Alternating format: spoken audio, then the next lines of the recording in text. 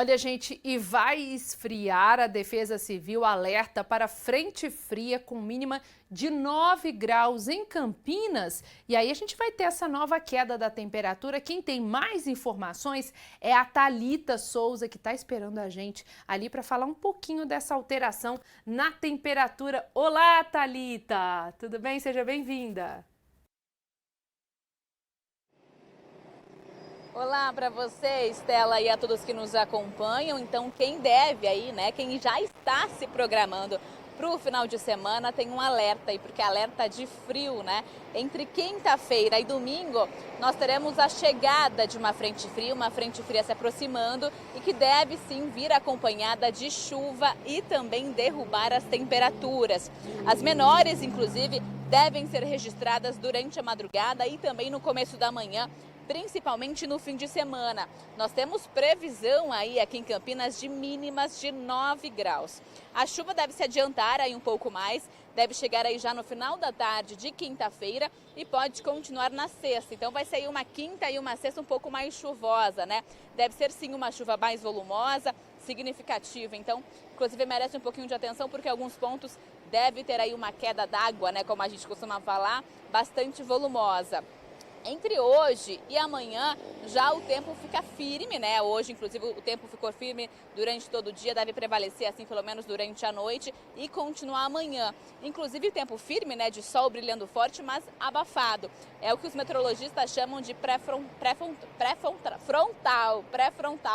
que é justamente esse tempo mais abafado, né? Que chega antes de uma frente fria. É típico isso na nossa meteorologia, né? Ter esse tempo mais abafado antes das quedas nas temperaturas.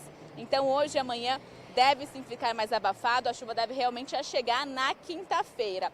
E aí acaba sendo um ponto positivo, porque o mês de agosto acaba sendo aí o mês um pouco mais sem chuva, né? O mês bastante seco. E essa frente fria que deve se aproximar aqui na quinta-feira da nossa região é a segunda do mês. Então acaba sendo um ponto positivo, né? Porque ela também deve vir acompanhada de chuva, apesar de ser uma chuva bastante volumosa, né? É o que justamente indica, ventos fortes, inclusive, deve vir acompanhados também. Então acaba sendo um ponto positivo para o mês de agosto, que é conhecido mais uma vez como o mês mais seco, né?